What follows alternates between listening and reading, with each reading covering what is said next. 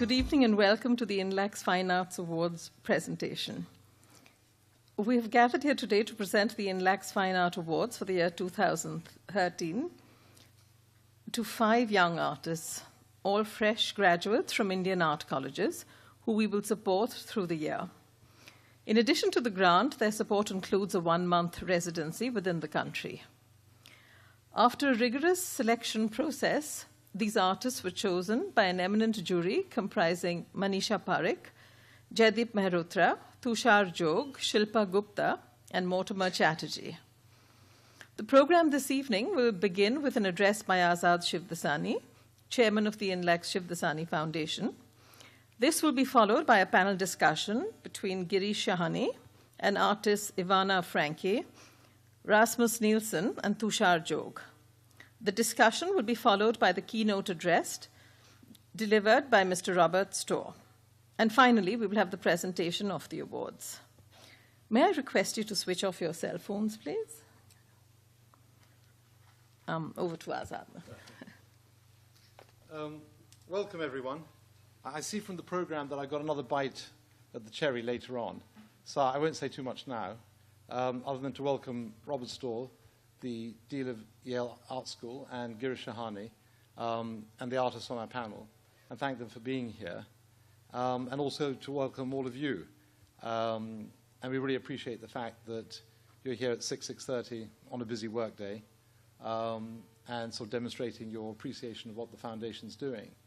The INLAC's Foundation was started more than 30 years ago, and over that period, what we've been doing is sending overseas 12 to 15 students every year of outstanding quality to leading institutions, places such as Oxford, Cambridge, Harvard, MIT, London School of Economics.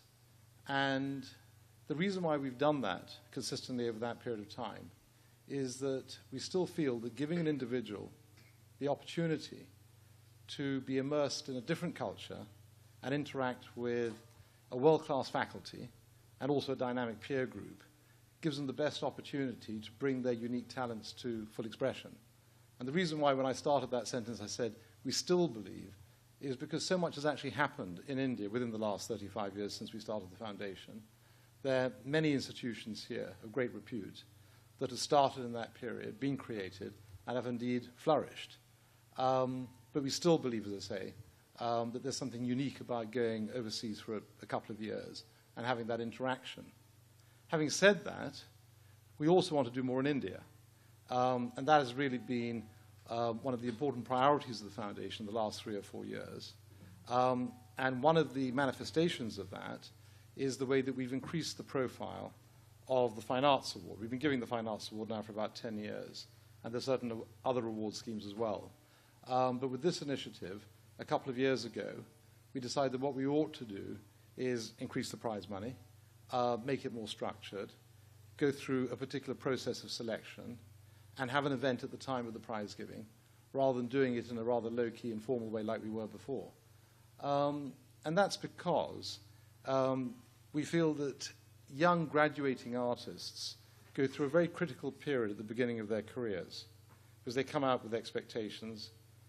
In some ways, maybe some of those expectations that they've been given through interacting with the art market and peer group and the faculty might be unhelpful.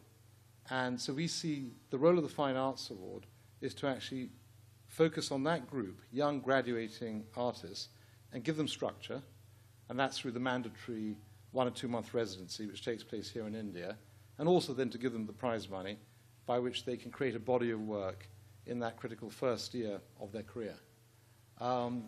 And having said that, let's carry on now with the program, which is very interesting. I mean, we're spoilt with riches tonight. We've got a wonderful keynote and also a great panel ahead of us.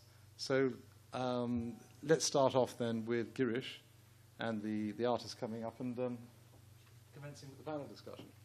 Thank you, everyone. Art in and beyond the gallery. Our discussant for the evening, Girish, needs no introduction to a Mumbai audience. What you may not know, however, is that he is a Rhodes Scholar. He was editor and later consulting editor of Art India magazine, and he's currently on the Faculty of Art History courses run by the Bhau Dajilad Museum and Gyanapravaha. Girish is also director art of the Skoda Prize for Indian Contemporary Art. Ivana Franke is from Croatia, though she lives and works in Berlin. She creates her works, which are mainly installations, out of transparent materials like paper, threads, and fishing line. And she combines these with light. Our next panelist is Rasmus, an exponent of the Superflex philosophy, in which art itself is just a tool, not just for artistic expression, but for direct social empowerment. Working with ideas in their raw state, they use the financial resources, the locations, and the collaborators that the art world gives them access to in order to develop these ideas into projects, which then take on a life of their own. Superflex, which has also held solo exhibitions throughout the world, has gained international recognition for their projects. Tushar Jog is a Mumbaikar who was born here and who continues to live and work here. After his bachelor's at the JJ School of Art and his master's at the MS University, he spent 2 years at the Rijksacademy in the Netherlands.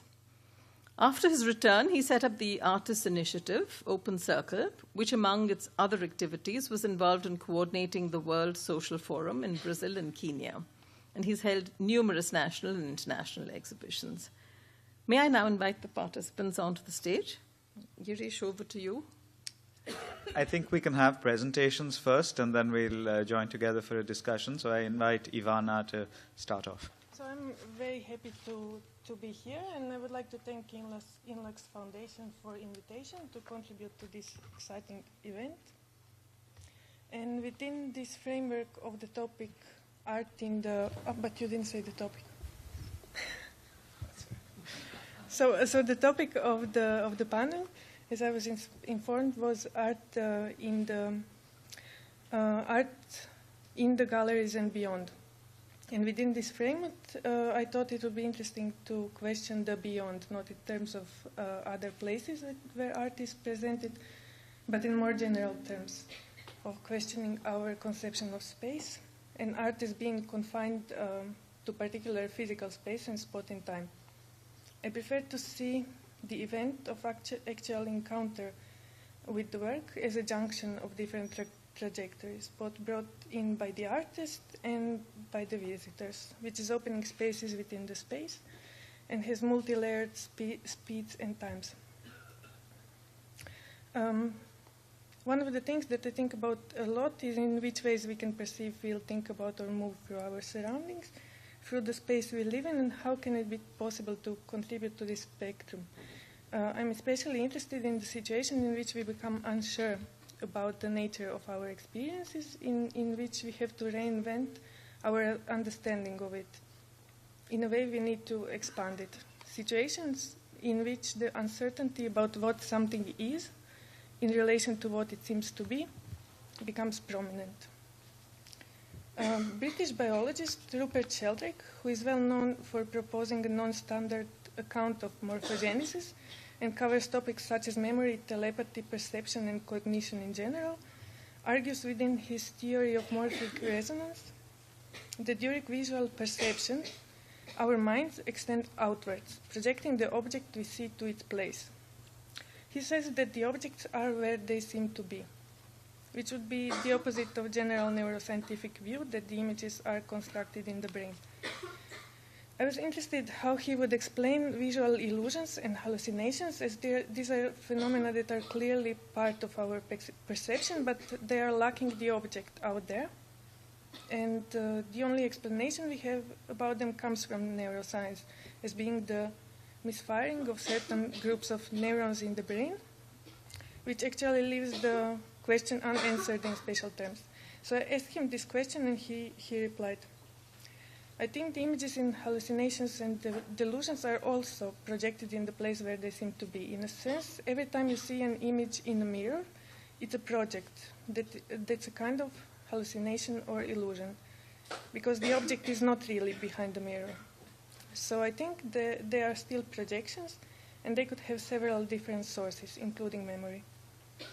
So for me, this is very inspiring in terms of how we can rethink or reimagine the dimensionality of physical space. And now I will actually show two works now.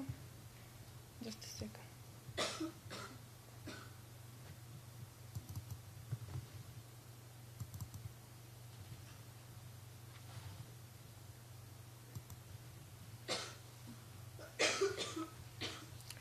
So this is the installation which uses different frequencies of stroboscopic light that are capable of stimulating visions. When you look at it with closed eyes, it produces complex perceptual responses, visual experiences which have all the elements like any other image or space. It consists of shapes, colors, and movements, but those images don't coincide with the visual stimuli, which is flashing light. So being aware that these seen images have no foundation in external reality, we experience them as hallucinatory. And they challenge our sense of the real in its alteration and its permeability with the imaginary. And it loosens the borders between sense perception and imagination, between visual reality and the realm of mental images. Each person's experience differs from that of others, and each ascribes different dimensions to the perceived space, which is in constant transformation. Actually, a person becomes a living medium in order to discover themselves and as the carriers of unknown and maybe mysterious images in questioning the horizon between the real and unrepresentable. So while working on this installation, I was in close conversation with neuroscientist Aida Momenejad, which raised very interesting and inspiring questions, like to what extent is our perception of reality constructed and altered by the intrinsic buildup of our brains rather than neural responses to stimuli that is strictly out there. Participation in the installation raises also the question of subjectivity and authorship. How can we talk about the authorship of the work when the final work happens in the body of the observer and depends on our experience? So.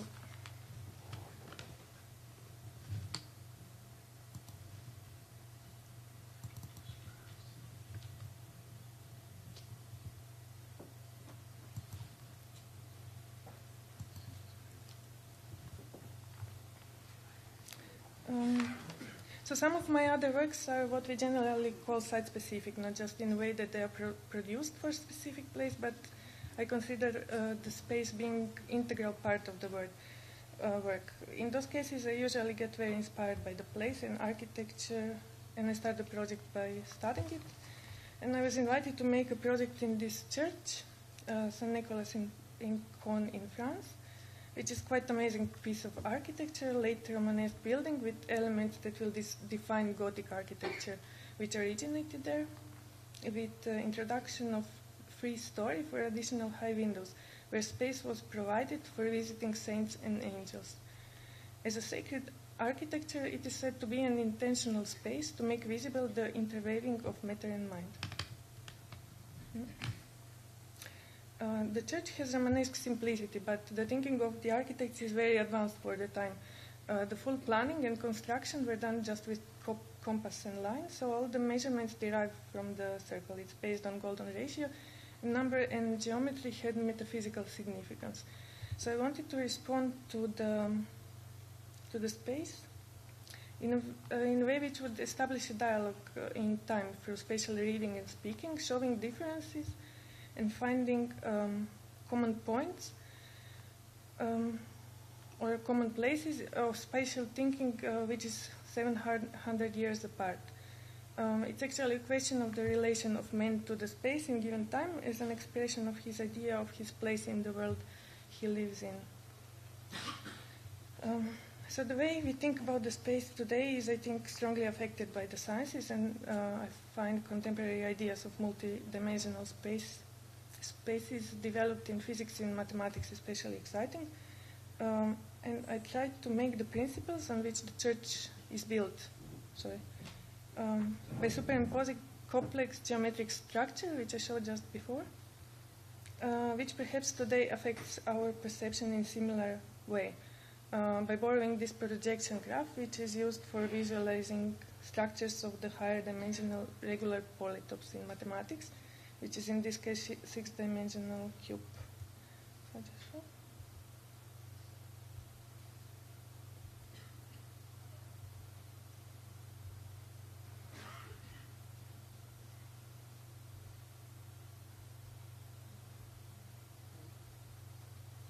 So to end and to connect to the topic once again, I would like to say that I think we live in very exciting times in which our experiences of spaces are in rapid transformation and they are multi-layered. So I think art as such cannot be confined to the gallery spaces even if you like, but it actually operates in interstitial spaces or creates them between different disciplines, visible and invisible, institutional and other spaces, artists and visitors.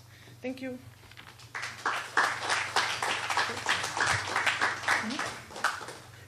And those are truly gorgeous works created from a mixture of architectural readings and mathematical readings with neuroscientific inputs and the use of light as a kind of material in itself. Rasmus, can I invite you to follow on? Rasmus is from the group, Danish group Superflex, as Amita mentioned, who are, well, renowned for political engagement in their work, I would say. Yes, hello. My name is Rasmus, and I'm from Superflex. And I would also, like Ivana, say thanks to the INLAX Foundation for having us here. I hope to come back soon. I will just briefly sort of present a couple of things that might sort of spice up the following discussion that I hope our moderator will curate very, very intense and hard because it's such a big topic that you have presented us with, art in the gallery and beyond. That's pretty much, you know, I mean, that covers a big area. It's just the walls that are... Yes. So I'll speak about the walls. No, I thought, I mean, it will be very, very short so we can go on to the discussion, but I thought I would speak maybe a little bit about the beyond. And what happens sort of concrete in a couple of examples of what, when you take what you have learned and what you have sort of been going through in the gallery, so to speak, and go beyond with some of these ideas and try to apply them to other contexts. And that is a very complicated task because it involves an audience, it involves a participant that will not sort of access what you present necessarily as art. And that is not necessarily a problem. Actually, sometimes that can be very nice. You can kind of get on with things faster. So I thought I would just present two things. And the first one is like kind of an architectural commission in the city of Copenhagen. It's a park that sort of runs, or an area of Copenhagen where we were commissioned to do a park with an architectural company. It's architecture. It's basically viewed as a piece of architecture. They like that in such a process that that a group is formed that consists of various kinds of people, including artists. So we worked with a group of architects and city planners and things like that on designing this park. And it's basically a 1.5 kilometer park that runs through Copenhagen, one of the most sort of diverse areas of Copenhagen in terms of class, in terms of cultures, in terms of age as well. So kind of a very difficult sort of area to intervene with, you know, the sort of the big architectural vision that will somehow cover all the needs and desires, including the architects. So we thought we'd sort of try and turn that a little bit around. And in doing that, this is the park, you see it. It kind of runs through the red area and goes down there to the left. But we thought we would try and sort of turn the bucket around and somehow base the design of the park on what might seem to appear as sort of insignificant details in the minds of the people who live in this area. It could be somehow a little story, a piece of memory that we would somehow base the architecture, base the design of the park on. In doing so, we interviewed a lot of people, we talked to a lot of people, we hung out basically with the inhabitants who lived there, and slowly sort of started building a library of memories, of ideas, of things. It could be like a person somehow having a memory of being swung around in the swing in his or her childhood. This is, for example, a swing that comes from Delhi that was referred to us by a person who lives there, that she had some kind of vague memory of this. So we traced down the producer of this swing and installed it in the park. This is a manhole from Zanzibar. There was another person who had a specific story relating to this manhole. So we found the manhole in Zanzibar and used it in the design of a park. Another person had a vague memory from Kuwait of a great pain he had experienced as a kid at a sort of dentist office, who had this specific sign. And that, I mean, it might sound a little sort of sadistic, sort of, then to put it up here again, but he was sort of up for that. So the park consists of some 65 elements that all have that sort of background, where you somehow try to work with the very concrete piece of story or memory of the people living there. A boy had a memory of his childhood in Jamaica, so we went to Jamaica to fetch a sound system. A bus stop from Ukraine. These are all sort of a fountain from Morocco. So these are all sort of elements that were basically found in such a way. This is a group of the two young Palestinian girls who are sort of second-generation refugees from the Middle East, and they spoke about this story of having a piece of soil from the village from where their grandparents had come, but were during the war in '48 sort of escaped from. And this is kind of a tradition sort of worldwide. A lot of Palestinians have this. And these two girls had this idea that we should sort of enlarge that and we should make a mountain, which sounded a little, I mean, first when I heard it, a little ambitious. But nevertheless, I kind of liked the idea. So we went to Israel and bought 21 tons of soil.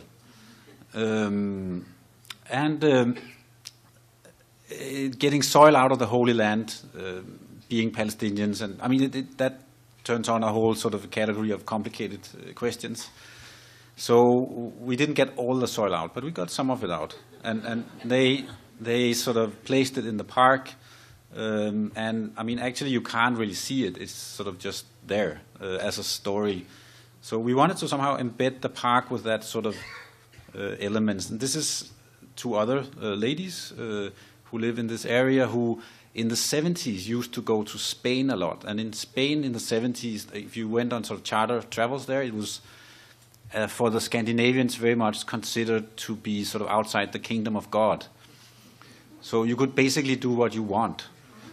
And they had sort of vivid memories of this. And sometimes I talked to them and I went bowling with them, and I had to close my ears almost because they were quite sort of, heavy. So, and in this discussion, it seemed as if there was this one thing that, carried all this memory, and this was this Spanish bull that you see sort of on hilltops in Spain. It's very, very big. So, they wanted a bull. And I was like, isn't that a bit too much? But then, the concept was, we had to follow, whatever kind of came up. So I went to Spain and found the bull with the two ladies here, and took it back to the. Talked to the people who actually make it, and they thought it was a really funny idea. So they they actually sponsored a bull for the park. So there's a bull in the park now. More bus stops with kind of similar stories, but I mean, this kind of this is a bench from Cuba. This was sort of a way of I guess, applying things that we had taken from, I guess, working with various kinds of participatory artist practice and applying it to architecture. So it's one example of sort of the beyond. It's I mean, now I'm showing sort of kind of highlights of this process. It took 5 years. It was very complicated. A lot of negotiations and municipalities having to accept everything. There was a point where the soil from the Holy Land was up in the municipality of Copenhagen and was being discussed. And there were some very right-wing sort of politicians who sort of argued for that this was kind of a kind of subtle terrorism that shouldn't be allowed in the city of Copenhagen. And so you were negotiating not just with evil curators, but with evil politicians, which made it kind of complicated. Now, the next short sort of project I'll just show is from the Science Museum in London. And the Science Museum is like, it's a kind of gallery as well, but it's not an art gallery. It's a very old museum that has all these amazing things. It's, I think, the most well-visited museum in the Western Hemisphere. Lots of people sort of go through this. They have all this, you know, like the Apollo rocket and lots of things. And then they have an art program.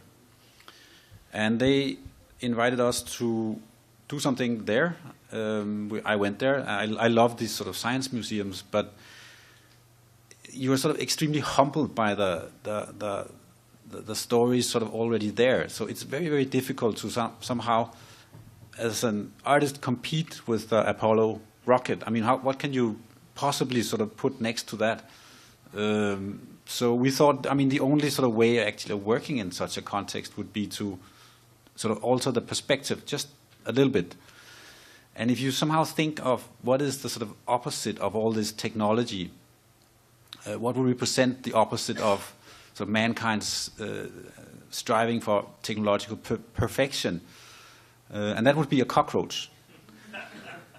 A cockroach is somehow, it hasn't really changed for millions of years. It's sort of evolutionary, it's peaked.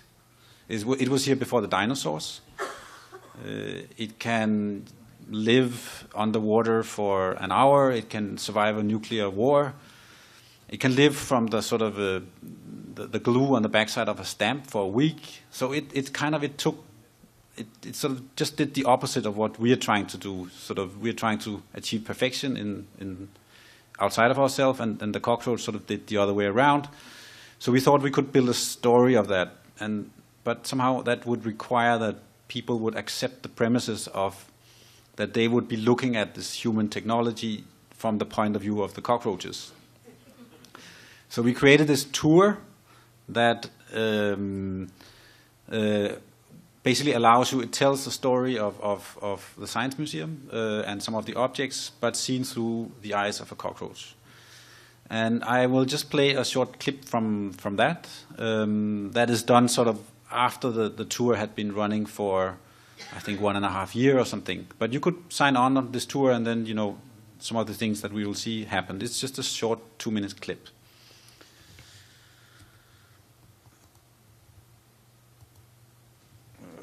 Let's see.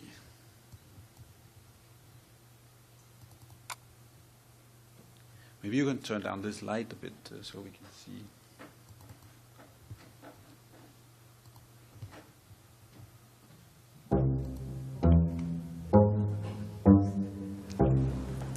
We were very nervous if it would be possible to get people to get into the roles of being cockroaches, because it's quite something to ask people to do.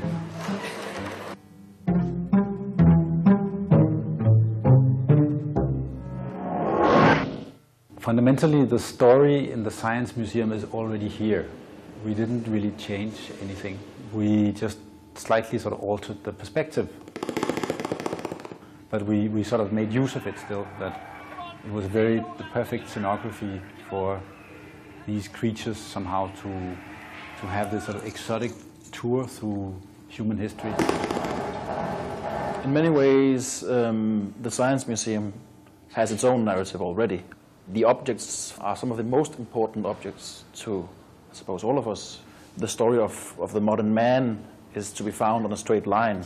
The greatest hits of industrial history, the rocket, the nuclear bomb, all the big defining moments of the last 100 years are to be found, seen through individual objects. You get a ride through human history from a different perspective. That's fundamentally what the tour is trying to achieve. John Cockroach is our tour guide. John is the David Attenborough of cockroaches. He's terribly fascinated by human beings. Our task here is to try to understand our new human friends better. Humans that never do what you'd expect normal living things to do.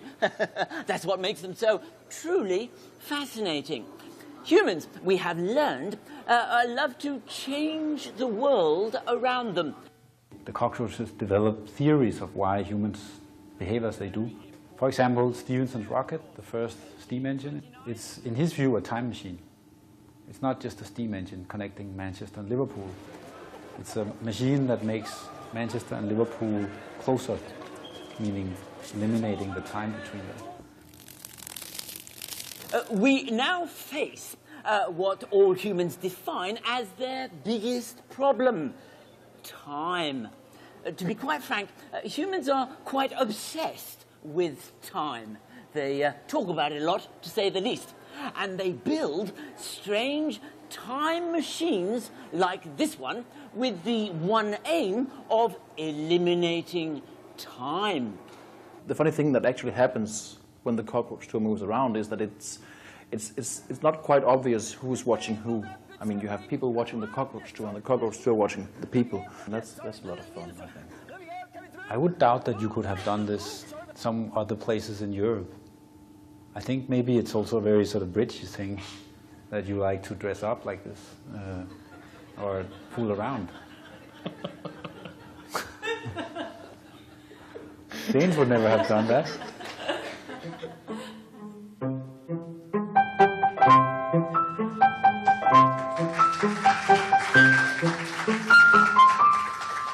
I deeply apologize for the remarks on the British people here. It's very inappropriate. Thank you. Thanks, Rasmus. Tushar, is he around? Yeah, all right. Hello. I see a lot of familiar faces, and I think most of the people might be familiar with my work. I'm not very well prepared because I somehow didn't know what the topic was, etc., till I came here. So I've just managed to download something from the net. I luckily had a PowerPoint in my Dropbox. So I'm just going to show you 2 or 3 projects from there. Can you hear me? I'll first talk about, I'll basically talk about Unicell, which is a project that I started in 2004. And it's like a kind of a pseudo organization. It kind of pretends to be like a corporate body or like a citizen cell or something that kind of tries to like he just told us, tries to better the society. Tries to make improvements or suggest changes to make living easier in the city. So. What I thought was I would just I'll just show you a few projects. I'll just show you.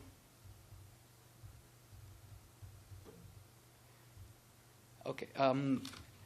It always makes these suggestions that actually are absolutely, totally unworkable. So I'll show you this project which I did in 2004, which was called Venice of the East. We forever have our mayors and our chief ministers who come in and they say that they want to make Bombay a better place to to live, and they want to make Bombay into Shanghai, and they want to make Bombay into Singapore, etc. So one of the times there was this big demolition drive that dishoused more than 40,000 people in a single sweep. They just ran bulldozers over all their shanties, and people were just on the streets. And what Unicel at that point decided to do was, Unicel suggested that rather than make Bombay into Shanghai or Singapore, let's make Bombay into the Venice of the East. So Unicel served these eviction notices to middle and upper middle class localities. And it was basically to try and say that when the shoe's on the other foot, it kind of hurts. So it was like trying to put the people who usually think of all these slums and shanties as an eyesore and want the city to have a glass and steel kind of a look. The whole point is that the people who live in the shanties are kind of people who actually come and provide services that are totally indispensable to the city.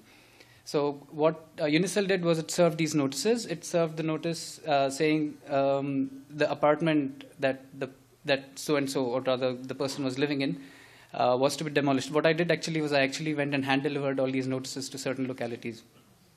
And I delivered about 6,000 of these letters, and they were all middle and upper middle class localities. So what I would do is I would just go, when I started, I would deliver the first letter on the first floor, then on the second, then on the third. And when I came down, a lot of times people had already opened the letters and they were all standing out and trying to discuss, the fact that their building is going to come down, etc.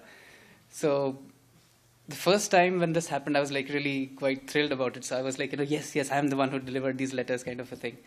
And they actually would, at some points, they almost grabbed me by my collar and wanted to beat me up. So I realized that was not a good idea.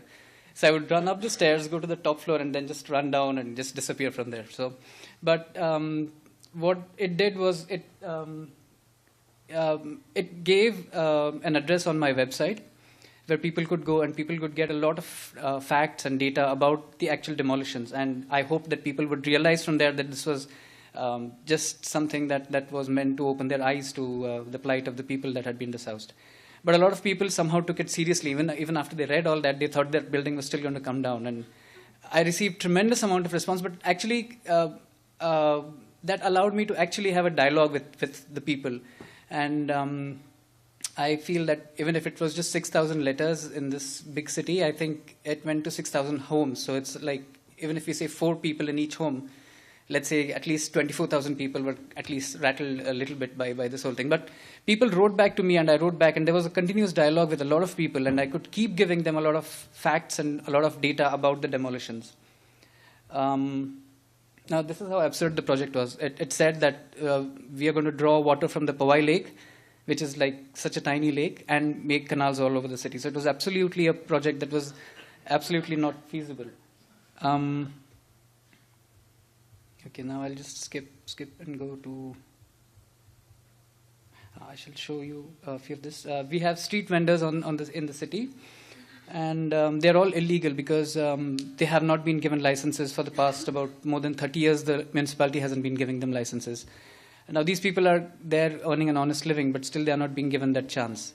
So what Unicel decided to do was Unicel kind of worked with labor unions, the hawkers unions and all the hawkers and all that, and we kind of Unicel came up with a design to make these kind of vending carts. So there's one which actually is a cart on which you can sell stuff. It has everything on it that you require to sell stuff. But in case there's a municipal or a police raid, everything just plop, plop, plop, folds up and it becomes a red velvet couch. Or then it morphs into street furniture. So this is like a post box. You just shut everything up and it becomes a post box.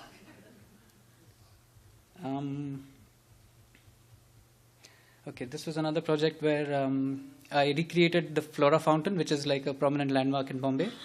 And I knocked off the Flora from top. And the basic idea behind this was Flora is like the goddess of flowers and fruits, and in a way a goddess of abundance. And people come to Bombay, migrate to Bombay, wanting to fulfill their wishes and dreams and stuff. But we have a right-wing party here which is so against migration, and they want all the outsiders to go away. And that would actually make the city absolutely empty, because anybody who's here is actually an outsider. Because, I mean, one has to say that if one has to talk that way, then the city actually originally belongs only to the coolies, who are also totally being marginalized anyways. So anyway, what I did was I worked with people who make sets for Bollywood and recreated the Flora fountain, and it actually comes apart. So I loaded it on 2 trucks, and we went on installing it in various parts of the city. And the project was called Looking for Flora. So I did this in one night. I had no permission, so absolutely each point, everywhere that we were loading, unloading, whatever we ran into trouble with the cops. But that apart, when we were putting all this up at each spot, what happened was this was done through the night. So people sleep on the roads and sleep on the streets. So they would gather around thinking this is some kind of a shooting or something. But that allowed me to actually kind of have a little dialogue with them about what the whole project was about. Skip.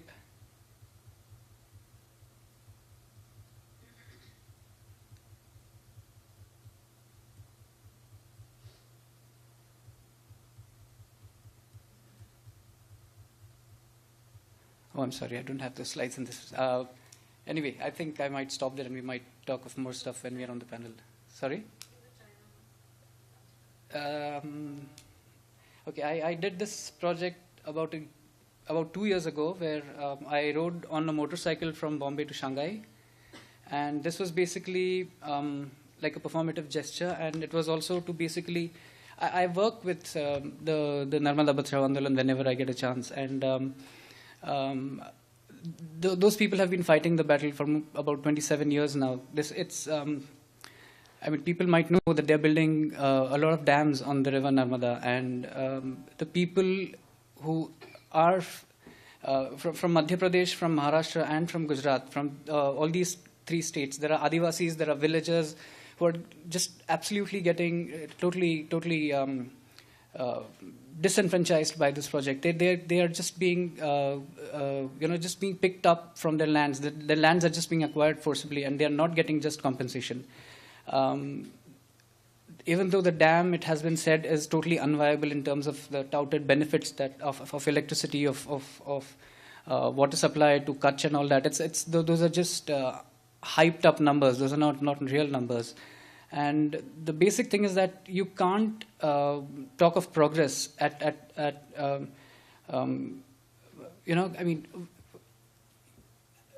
the cost of the livelihoods and the life of so many thousands of people. I mean, you can't just dishouse them. You can't just throw them out of their lands like this. They're not getting any sort of just compensation. So this whole idea was to look at the Three Gorges Dam and the Narmada Bachao Andolan, the dams on the river Narmada, and see how it's affecting the people, because even the Three Gorges Dam has kind of ousted tremendous amounts of people. So the journey was actually trying to look at these aspects in the two countries, in India and China, because this was actually a project that invited Indian artists to actually, make work, or rather interact with China and with the idea of a kind of a exchange between the two countries. So I thought, rather than just make work here and ship it to Shanghai, I thought I would actually go by road and actually try and look at these aspects. So that is what the journey was about.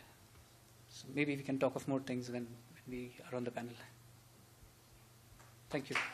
I invite Rasmus and Ivana on stage, and Tushar, please stay on. Hi all. Alfred Hitchcock said something about how a film's length should not exceed the capacity of a bladder, and rather than carefully curating this discussion, I'm kind of thinking of that saying, I think, and so there won't be much time for a discussion, but that's all right, because I think that your individual presentations were interesting enough to have told a lot of people about art. All of you chose really beyond the gallery, which is great, because many people, particularly in India, still think of art as essentially something that is confined within the gallery. The one question that I would ask you is the idea of form. What happens to sort of fairly conventional notions of form as you move out of the gallery, as you engage with the public which may not be aware of the history of art? Would you like to start? Though I think form is important, I don't know, when actually, I mean, most of these works come out as a want for me. They are something that I just cannot think of making or transferring into any formal kind of, what would you say, arrangements or engagements at all. Though, I mean, after I do these projects, I do kind of make drawings, or I do some sort of other stuff that I need to somehow. I do feel, I mean, I do like to draw, and I like to do things, and like some of the objects that I make have form. Like, yeah, I mean, I don't know. When you make these works, when you actually do these gestures or whatever you would call them, form is not the foremost for me, at least. I mean, it's not of the foremost importance to me. Is that something you'd like to? I remember a video I saw called Flooded McDonald's, which is one of the first sort of experiences I had of your work. And it's remarkable because when you go to these group shows, one of the things is, again, a shortage of time, and videos always take a lot of time, and so one usually skips over. But though it's, I guess, a 20-minute video approximately, I remember sitting there quite hypnotized and watching it twice over, so there's a kind of very great precision in what you do. Thank you. But maybe, yeah, that particular film, maybe I will not go into that. No. So it's just a sort of light Scandinavian version of the apocalypse. But maybe that's not relevant for specifically what if I should try and answer your first question about the form thing. And I think one needs to maybe also, we're almost like captured by this central perspective, as if, you know, that something can only exist on one level at the time. You know, if it's here, then it can't be there at the same time. And I mean, I'm suffering from this as well, but I think one should overcome it in the sense that we can make a work of art. We can. I actually saw the motorcycle. We met in Shanghai. Yeah. You were a lot thinner then. I think you had driven 2 months. 2 months drive. Yeah. Sorry, no, but in a way, that, for example, that work has had an audience all the way from Bombay to Shanghai, I think. I mean, all the people you meet and talk to and blah, blah, blah. And it also has an audience in an art gallery in Shanghai. And I'm not sure it's opposing each other. I mean, they probably will address it differently, but so will the audience that goes to the gallery. So I don't know. I mean, for me, it's like, to answer your question, it has a lot to do with sort of trying to overcome that sort of idea that we can only be one place at the same time. Mm-hmm. All right. Ivana, of course, form plays a very, very strong role in your work. Could you talk about it? No, you disagree? Like, for example, in this work which I showed first, Seeing with Eyes Closed. Is it okay? Yeah, better. Actually, form is something which I cannot predict. I don't know what actually people will see, because it's completely subjective, and it's not possible to measure it or to anyhow predict it very precisely. So some people actually, in terms of form, see some geometrical structures in movement, and but some other people see figurative scenes. So I think this is the interesting way to think about the form, that actually everybody has their own subjective experience, so we can't impose the form to the others. But I actually wanted to also ask you, could you maybe elaborate the question, like what do you mean about the form? Maybe it applies a little less to your work than to the kind of work that Tushar and Rasmus do. Because the idea being that so much of form now, if you want to be innovative in art, tends to be related to art history, you know, which not everyone is familiar with. And so when you go into a public sort of discourse and also want to be sort of innovative in the art space, it can sometimes work against each other, I feel, to the accessibility on the one hand and to the addressing of arts history on the other. Yeah. Is that something that you feel at all, or? Yeah, I feel it. And it is, yeah, I mean, things function and tell different stories in different contexts. But maybe we should see it as I mean, wouldn't it be a nightmare if, let's say, that everybody you show everything to knows like 3,000 years of art history? I mean, I think then, to me, the sort of surprising sort of, response you can get from somebody relating to something who hasn't sort of Duchamp in their head when looking at it. There's a wealth in that. So, I mean, it's a problem, but it's also a productive problem. So yeah. I don't know. Yeah. I'd like to think of it like that, maybe. Yeah, that's great. Yeah. No, just a very simple thing. I mean, earlier I used to say I'm a sculptor. Then I started saying I'm a visual artist. Now I prefer to say I'm just an artist because, I mean, looking at history of art as well, in the sense like, I mean, we have moved away from all those boundaries now. I mean, it's not just about the visual anymore. It's not necessary to just talk about the form in a visual sense. I mean, form can take more. I mean, I don't know. Yeah. Is there we can take one or maybe two questions from the audience before we move on to Robert's story. Is there something that you would like to ask? No. Quite content. Then we should stay on schedule, I think, and maybe the local without walls will or will not kind of connect in some fashion with this. Amita will introduce Mr. Robert Storr. It gives me great pleasure to introduce Mr. Robert Storr to you. Robert Storr, artist, critic, curator, is today Professor of Painting and Dean of the School of Art at Yale University. Educated at Swarthmore College and with his master's from the School of Art Institute of Chicago, he was curator in the Department of Painting and Sculpture at New York's Museum of Modern Art, MoMA, from 1990 to 2002. Dr. Storr's numerous teaching assignments include one at Harvard University. He's written many catalogs, articles, and books and has been a contributing editor at Art in America since 1981.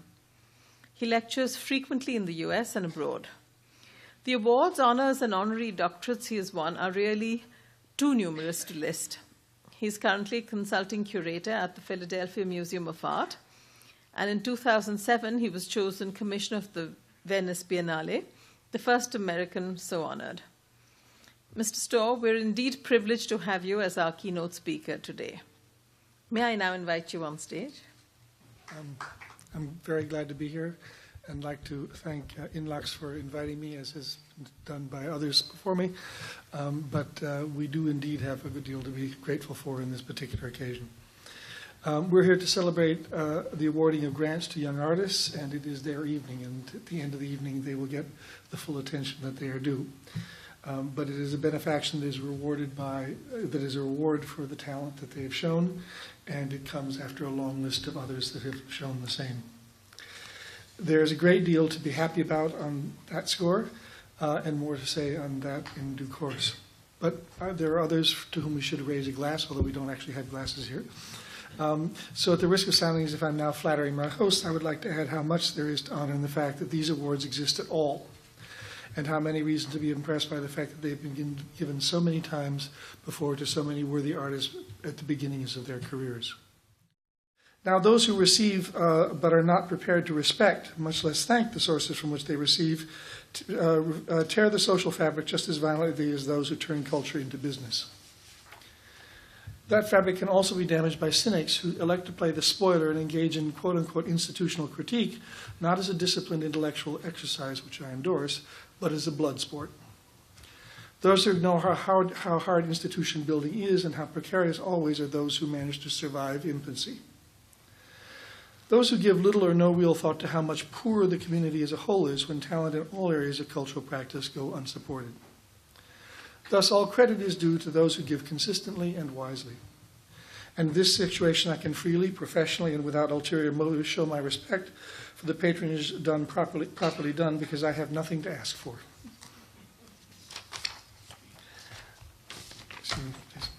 In this spirit, I would like to take this opportunity to celebrate the Inlaks Shivadasani Foundation for what it has managed to accomplish in the field of education and the arts over a long period of time.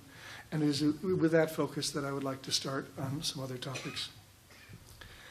While reading the booklet that sets forth the history and goals of the foundation, I learned that like his father, Indu Shivadasani, Indu Shivadasani attended schools both here and at home and in England, and then that experience crucially informed his approach to philanthropy. The chance of becoming truly cosmopolitan is one of the few privileges in which it is impossible to find fault, especially when that opportunity is extended to young people who may not otherwise have enjoyed much of anything in the way of privileges and may even suffer from severe social and economic disadvantages. Of course, the notion of going abroad to get an education in colonial times is not what such expatriation means today, which is altogether a good thing.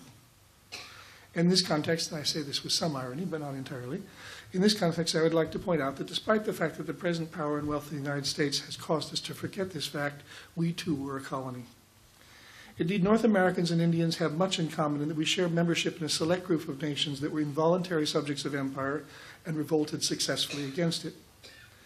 Now that we have, it's much more comfortable to appreciate British culture from a position of parity.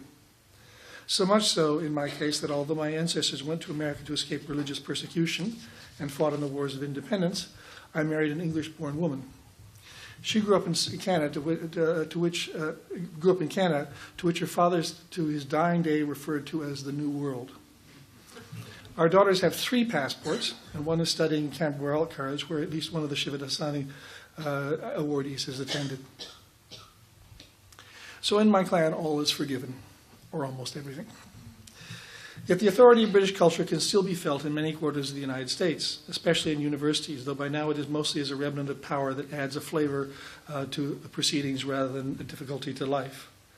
My wife sometimes regrets having lost her Manchester accent in Toronto, since she says things would have been so much easier for her if she had the impression that if she had been able to impress Americans with an accent, and they are easily impressed with that accent.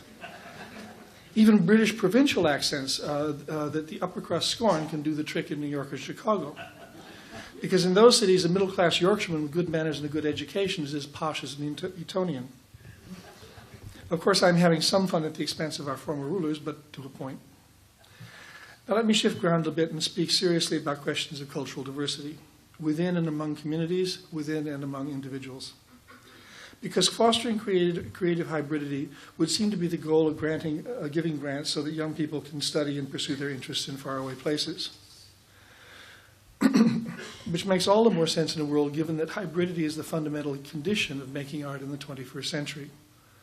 Moreover, I would argue, and I would in fact insist, that it has always been so. Communication and exchange between nations, ethnic groups, religious and philosophical traditions is the historical prerequisite and precondition for all great flowerings in the civilized world, and for most of the richness of the supposedly uncivilized societies as well.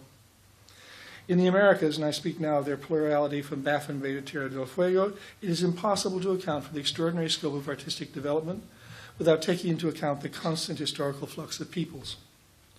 Waves of migrations from Europe, the Irish, the Italians, and so on. Waves of migration from Asia, the Chinese, the Japanese, and so on. Movements north and south within the Americas, and migration and trade of indigenous communities within the Americas. I'm quite close friends with 2 artists who live in New Mexico, Bruce Nauman and Susan Rothenberg. And on their property is a mesa. And on the mesa is what is left of an old indigenous American Indian community. And Susan goes out regularly during the day when she's having a break from her work and scuffs around in the dirt because it's littered with potsherds. The place is just absolutely loaded with potsherds. And I've gone out there with her. And the potsherds are as various as you can possibly imagine. Every imaginable kind of pattern, design, of the way of not weaving, but of molding the clay together. All of these things indicate that, in fact, this was the hub of trade in ceramics rather than the site of one single local producing community. And it is thousands of years old.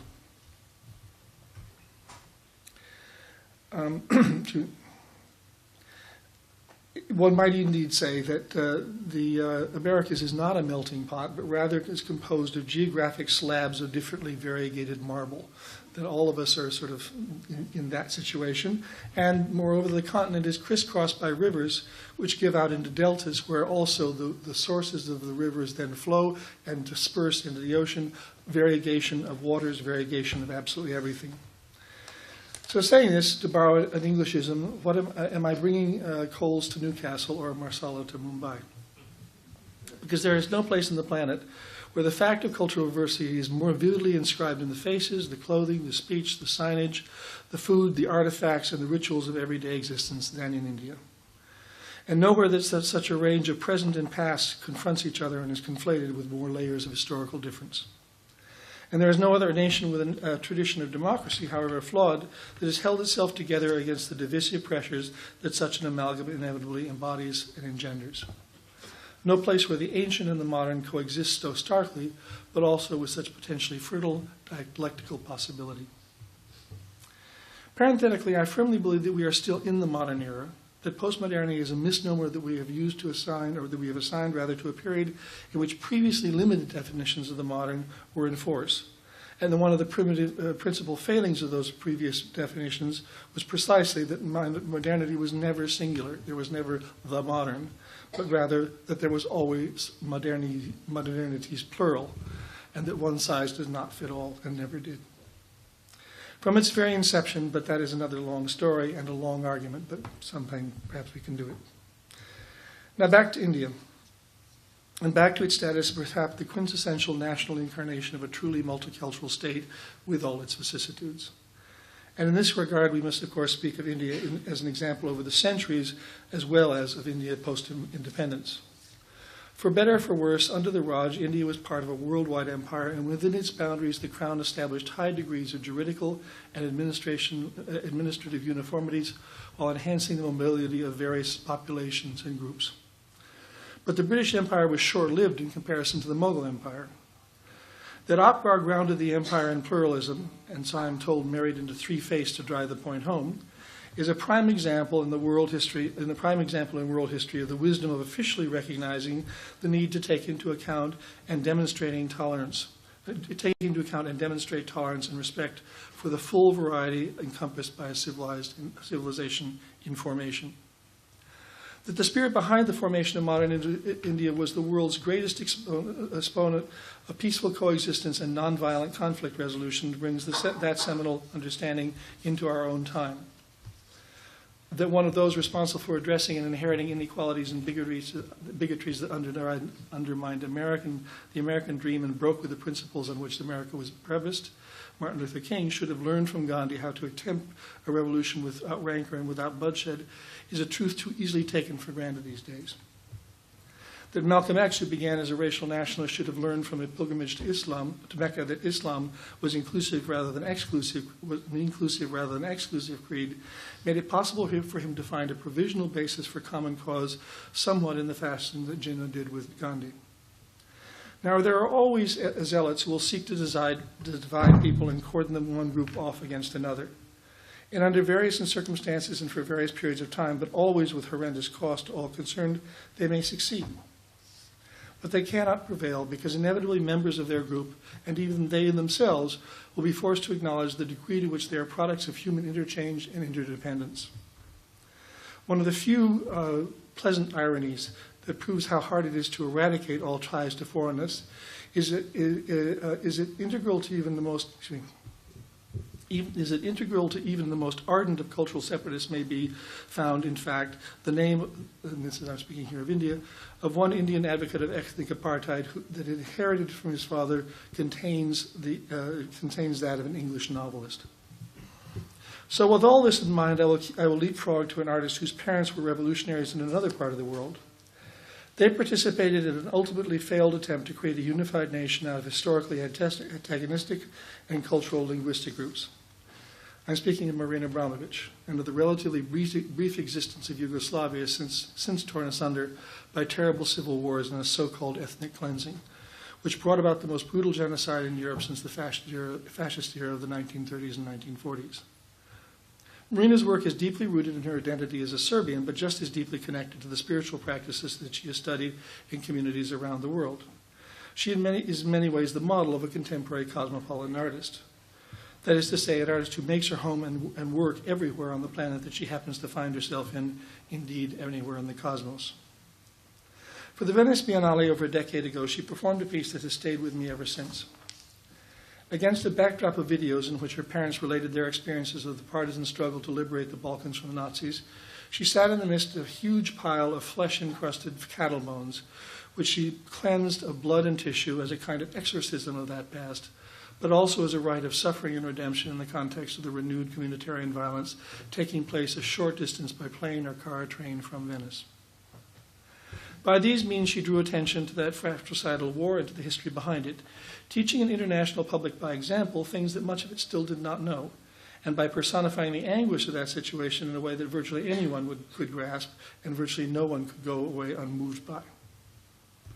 She did this in the context of an exhibition that is mistakenly assumed to be the paradigm of the new global art world.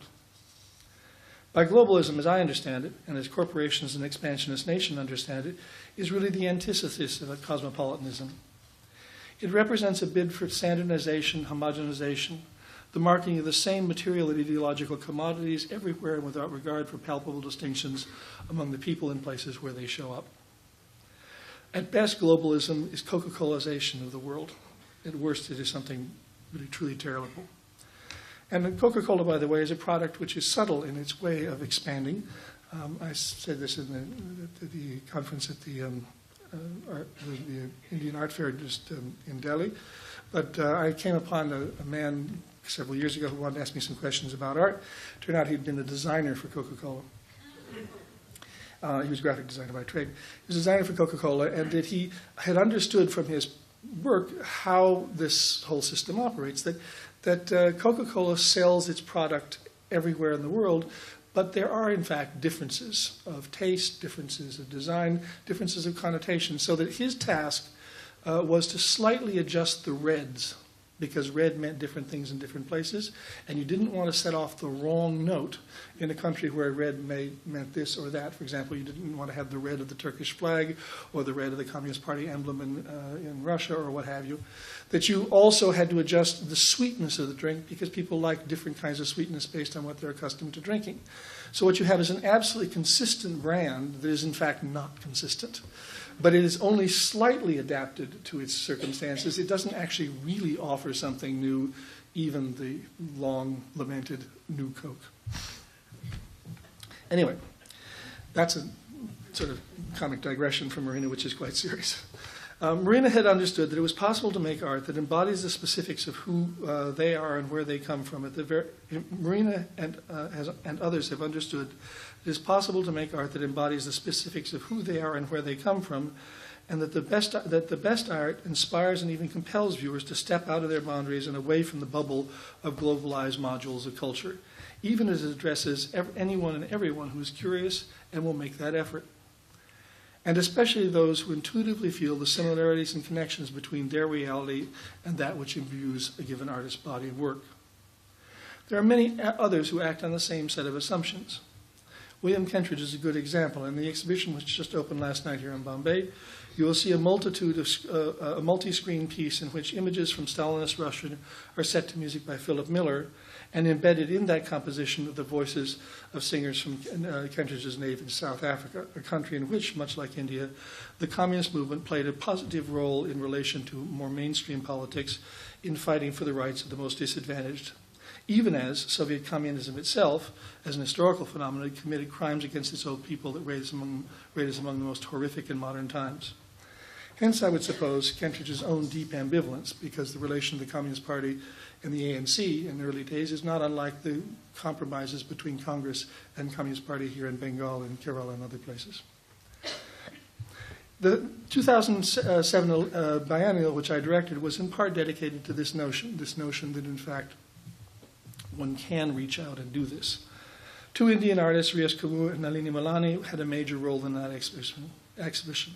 There are numerous other artists from India or from the diaspora who have engaged in the same enterprise, and some of whom were in an exhibition that I organized with Jared Vadera, who, incidentally, making the point one more time, is a Canadian citizen of both Punjabi and Filipino origin. And he came to me, actually, initially to do a tutorial, because he was distressed by the ways in which people took him for granted as one thing or another when he was neither, or he was actually both. Among those that Jared and I showed was Vivan Sundaram, Shilpa Gupta, Tejal Shah, Ram Raman, Roxman Media Collective, and others. And then, of course, there is Amar Kanwar, whose work on communitarian violence is as searing as Marina's and more. So that I will conclude by coming back to the epigraph and the essay that accompanied Marina's 1997 performance at the Biennale. It is a short declaration by a Portuguese writer named Miguel Torga that should be emblazoned above the door of every museum and art school. It simply states, the universal is the local without walls. He was in every way and in every context right.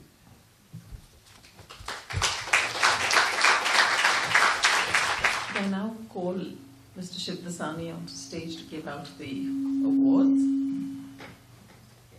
I mean, firstly, I'd just like to say that's given us a lot of food for thought. Some really fascinating points have been made there. And it's interesting how what Robert Storr was saying, based on his experience in many different countries, how much it applies here to what's happening in India. And how we seem to, on the one hand, have a force which is more to do with parochialism, tribalism, party politics, and oppression.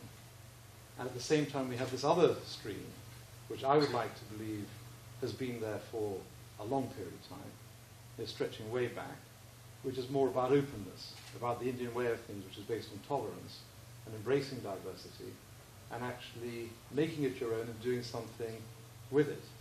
Like a friend of mine said, look, you know, when the Christians came here and the Muslims came here, they never had a chance. Because what the Hindus did is they made Allah another one of their gods. They became number 10,001. And they made Jesus and the Divine Father and the Holy Ghost 3 more gods. They became number 10,003. And that is the Indian way, that we actually embrace everything. And we don't tend to be divisive, I'd like to believe. And we don't tend to over-categorize. We don't tend to say, look, it's either this or that. I think we tend to embrace paradox and say that really things can be many things. They can be multifaceted, and each identity is valid in its own way. And each one is equal and valuable and deserving of true respect. Quite often I'm asked, why is INLAX supporting the arts? I mean, firstly, the foundation supports all subjects. Probably out of our alumni of 500, maybe 100 are artists. But at the same time, it's an interesting question. Like sometimes people come up to me and say, you know, are you passionate about contemporary art? And if I was sort of open about my true credentials, I haven't yet been bitten by the bug. So no, I'm not obsessed by contemporary art. But I think that the INLAX proposition is that India has this strong democratic tradition going back to independence and even beyond in different forms. And that we have an affinity to the democratic process, that we like to argue, we like to debate, we like to discuss things. I think our approach instinctively is a didactic one. That's how we actually evolve systems and structures and resolve issues. And given that tradition, I think that a country that cannot allow its members to paint and daub and write and play music and fashion and mold and cast, to be creative, and can't tolerate the risk of, from time to time, a work being produced of colossal nonsense and rubbish, and even sometimes a work that might be offensive. That country is in a sorry state, and we're all the poorer for it. And the trouble is that democratic values today in India are under attack. Just have to pick up a newspaper, and we all know that that's what's happening. And I'd say that probably the most important current in the democratic process in India is freedom of expression. And the most important element in that current is the vibrant activity of the artists in this land. By that I mean all forms of art, not just visual arts. And so the position of INLAX is that we view the artistic community, and everyone connected with it, many of the people in this room, as being of profound value to society and to the world as a whole. So that's why we do it. And that's why we're taking these different initiatives. So thank you very much for being here. And shall we now do the presentation of the prize? Yes. Absolutely. And where are the awardees? Are they? They're right here. They're right there. First row. So what I'll say in order, there's a lot riding on you guys going forward. Our first awardee is Abul Hisham. He comes from Kerala, where he did his bachelor's from the Government College in Thrissur. He obtained his master's from the Hyderabad School of Fine Arts. Finding the city's atmosphere congenial, he remains in Hyderabad there as a practicing artist. And these are some of his works.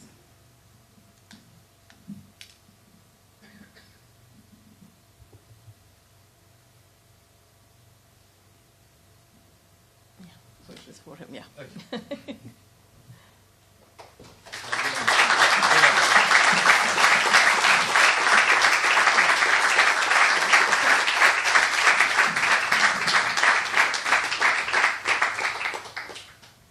Yet another awardee from Kerala is Arun K.S., from where he did his bachelor's degree.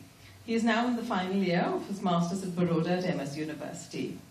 Here he earlier assisted the eminent Ghulam Mohammad Sheikh in his massive project Old City, created by layering paper pulp on canvas. Arun now uses the same medium for his own work, ranging from small panels to 4x6 footworks. Arun unfortunately couldn't be with us this evening because he had a family tragedy and had to go off to Kerala this morning. So anyway, this is a sample of his work.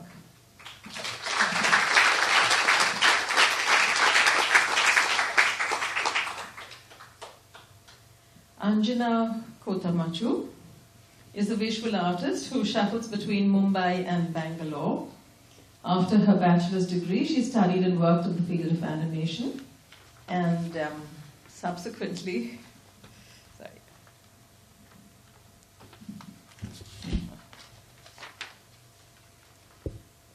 graduated from the Academy of Fine Arts, the Rachna Sansad. She was invited as an artist in residence by a foundation in Switzerland and later headed a solo exhibition there. Anjana.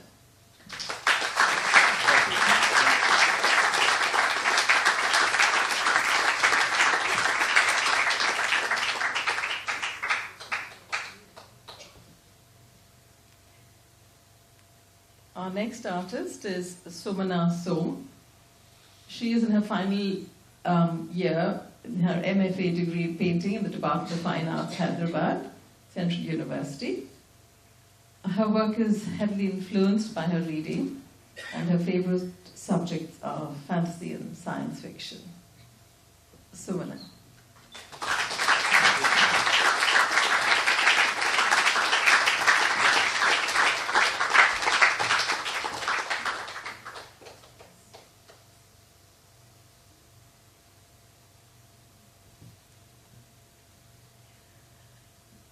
Vibin George. Vibin George is a graduate of Baroda's MS University who switched to sculpture after his first year. Starting with conventional mediums, he later began experimenting with new materials. Coming from a rural background, he concentrates largely on farmer-related issues in his work.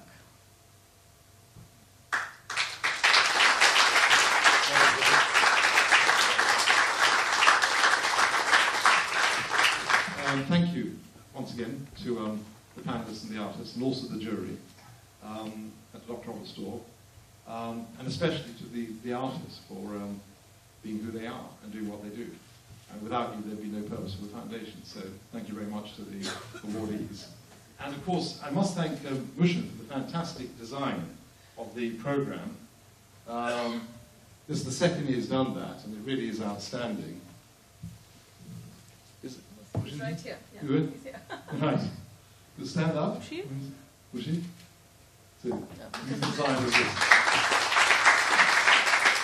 Really fabulous. And of course, a great deal of thanks has to go to Amita, who really is the mastermind behind this whole process. And even though she is very much supported by the jury panel, for her the whole process starts a lot earlier, but she has to think through all the organizational issues, including things like venue and timing and what have you. And none of this would have happened without her great organizational skills and her vision as to what the foundation is trying to do. So thank you, Amita. I say thank you to disappear. You didn't hear that? I say thank you to you. Okay, I think it's time for a glass of wine, everyone, whatever your preference is. Or the multifaceted Coca-Cola. Now wondering which category India is in. What red are we in? What type of sugar content? Everyone should join us for dinner and drinks just through the emergency exit. So yes, we go through the emergency exit. I hope it's not that desperate. And out there, I think we have lawns. And we'll have dinner and for drinks. everyone. And of course dinner for everyone. Thank you.